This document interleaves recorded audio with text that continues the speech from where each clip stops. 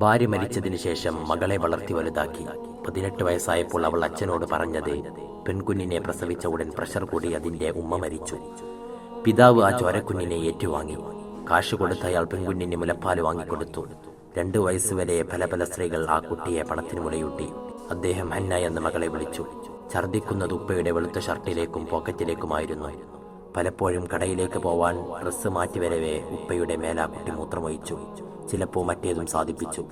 ആ ഉപ്പ മോളെ ചേർത്ത് പിടിച്ചു, താരാട്ടുപാടി. പലരും മോളെ നോക്കാൻ ഒരു പെണ്ണ് കെട്ടാൻ പറഞ്ഞു. കൂട്ടാക്കിയില്ല. എന്റെ മോളെ മറ്റൊരു സ്ത്രീ അന്യയായേ കാണൂ എന്നയാൾ പറഞ്ഞു. ജോലിക്ക് പോകുമ്പോൾ വീട്ടിലുള്ളവർ മോളെ നോക്കി.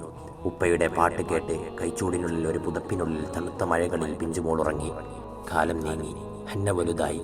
ചെറുപ്രായത്തിൽ തന്നെ ഭാര്യ ഇഷ്ടപ്പെട്ടിട്ടും തന്നോടുള്ള സ്നേഹം കൊണ്ട് മറ്റൊരു പെണ്ണ് കെട്ടാത്ത ഉപ്പയെ മോൾക്ക് വല്ലാതെ മതിപ്പായി. ഉപ്പാക്ക് വേണ്ടി മോളും മോൾക്ക് വേണ്ടി ഉപ്പയും ജീവിച്ചു. ഹന്നക്ക് 18 തികഞ്ഞു. സൗന്ദര്യമുള്ള ഒരു പെൺകുട്ടിയായി. ഉപ്പ നല്ലൊരു ചെക്കനെ കണ്ടുപിടിച്ച് വിവാഹം ചെയ്തു കൊടുത്തു. ആദ്യ രാത്രിയിൽ ഭർത്താവ് ഹന്നയോട് ചോദിച്ചു, നീ ഈ ലോകത്ത് ഏറ്റവും ഇഷ്ടപ്പെടുന്നത് ആരെയാണ്? സത്യം മാത്രം പറയണം. എന്നെയൊന്നും വെറുതെ ഫോർമാലിറ്റിക്ക് വേണ്ടി പറയുകയും വേണ്ട. ഹന്ന ചിരിച്ചു. ഒരു പക്ഷേ ഭാവിയിൽ നിങ്ങളായിരിക്കാം. ഇപ്പോ എന്റെ ഉമ്മയെയാണ്. ഹന്നയുടെ മറുപടി കേട്ടയാളം വരുന്നു. ലോകം മുഴുവൻ പാടി നടക്കുന്ന അവളുടെ ഉപ്പയോടുള്ള സ്നേഹം അയാളും കേട്ടതാണ്. ആ ഉപ്പയുടെ പേരാണ് അയാൾ പ്രതീക്ഷിച്ചതും. അല്ല, അതിന് നിന്റെ ഉമ്മയെ നീ കണ്ടിട്ട് പോലുമില്ലല്ലോ. അതെ, അതാണ് അതിന്റെ കാരണവും. ഒരിക്കൽ നിന്റെ പ്രിയപ്പെട്ട ഉപ്പ എന്നോട് ചോദിച്ചു, നിനക്ക് ഈ ലോകത്തിൽ ആരെയാണ് ഏറ്റവും ഇഷ്ടം? ഞാൻ ഉപ്പയെ എന്ന് പറഞ്ഞു. ഉപ്പ എന്നെ തിരുത്തി, അല്ല മോളെ, നീ എന്നേക്കാൾ 1000 മടങ്ങ് സ്നേഹിക്കേണ്ടത് നിന്റെ ഉമ്മയെയാണ്. കാരണം ഹൃദയവാൾവ് വീക്കായിരുന്നു. നിന്റെ ഉമ്മ ഗർഭിണിയായി 3-ാം മാസം ഡോക്ടർ പറഞ്ഞു. പ്രസവം റിസ്ക് ആണെന്ന്. മാസങ്ങൾ പിന്നെയും കഴിഞ്ഞപ്പോൾ ഡോക്ടർ ഉറപ്പിച്ചു പറഞ്ഞു, ചിലപ്പോൾ കുട്ടിയുടെ ജനനത്തോടെ ഉമ്മ ഇല്ലാതെയാകാം. ഇത് കേട്ട് പലതവണ ഞാൻ അപേക്ഷിച്ചു ഈ പ്രസവം ഉപേക്ഷിക്കാൻ.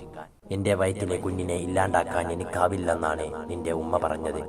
ജീവിതമൊഴുക്കെ ഓർഫനേജ് പഠിച്ച് സന്തോഷകരമായ ഒരു ദാമ്പത്യ ജീവിതത്തിലേക്ക് വന്ന നിന്റെ ഉമ്മ സ്വന്തം ജീവൻ നൽകി പ്രസവിച്ചതാ മോളെ നിന്നെ.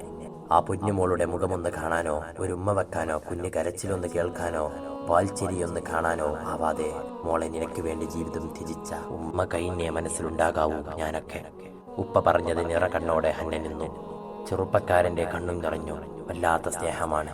ഭാര്യയോടും മോളോടുമുള്ള സ്നേഹത്തിന്റെ പേരിൽ ചെറുപ്പത്തിലെ ഒറ്റക്കായിട്ടും ഒരു വിവാഹം ചെയ്യാത്ത പിതാവിന്റെ കഥ.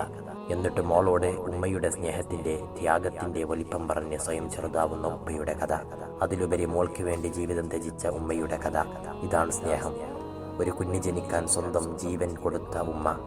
ആഴമായ സ്നേഹം.